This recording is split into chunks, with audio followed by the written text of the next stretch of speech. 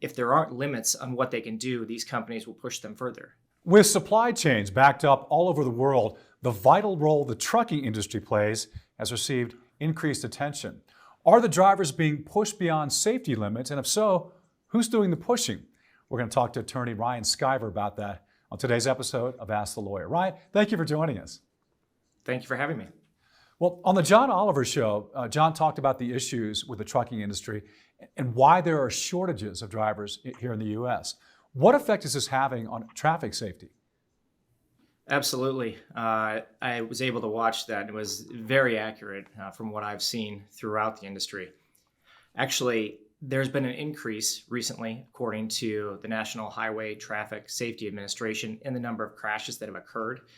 There are a lot of inexperienced truck drivers out there, unfortunately. And the claims that there is a shortage in drivers, unfortunately, often relates to the fact that these companies aren't willing to pay these drivers more, which is very unfortunate. They actually have been referred to as basically sweatshops on wheels. It's really sad because these workers are doing everything they can to support their families, but they're getting pushed by these companies who just want to make more and more money. I mean, there's some of these big trucking companies out there make billions of dollars a year, and these poor drivers are put into horrible situations where, they have to choose between safety and keeping their job or getting paid. And unfortunately, it makes it dangerous for all of the rest of us out there on the roadways as well. And Ryan, a lot of times these drivers are paid by the mile rather than the hours. Tell us why that can be so dangerous, not only for the truck driver, but for the general public as well. Absolutely. It can be dangerous for everyone because when you have that incentive of covering more mileage in less time, generally you're going to be speeding more and taking more risks. And so truck drivers who are being paid by the mile may often think the more miles I can get in a shorter amount of time, the better. Whereas if they're paid hourly, they're going to be much more conscientious of safety issues and making sure that they are really taking into consideration that they should be following all of those safety rules and laws that they're supposed to. So the companies, unfortunately, put them into uncomfortable situations and unfortunate situations by putting them in that situation with the pay per mile employment. And along the same lines, John actually was talking about how these drivers a lot of times are being pushed to continue driving, even though they've said they're tired. Has that been true in your experience too as well?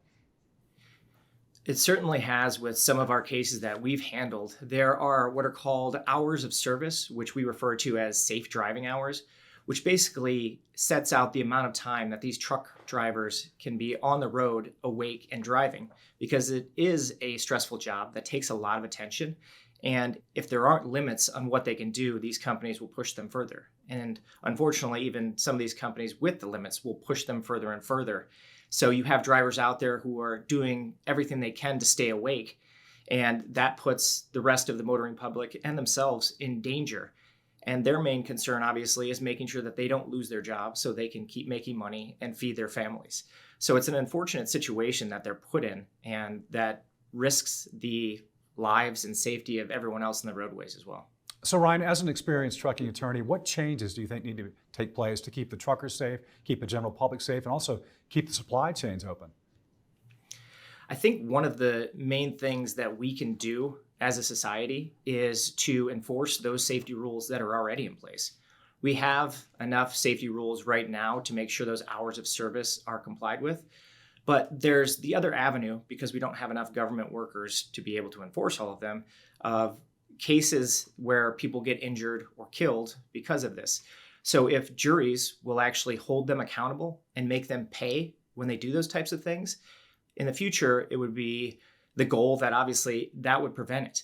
That's why we have the civil justice system as well, to make sure that these companies and these drivers learn from the violations that are occurring to make sure that they don't happen again. Well, Ryan, it certainly is a timely topic. We really appreciate your expertise, and thank you so much for joining us. Thank you for having me. And that's going to do it for this episode of Ask the Lawyer. My guest has been Ryan Skiver. If you want to ask Ryan a question about your situation, call the number on the screen. Thanks for watching. I'm Tom Mustin for Ask the Lawyers.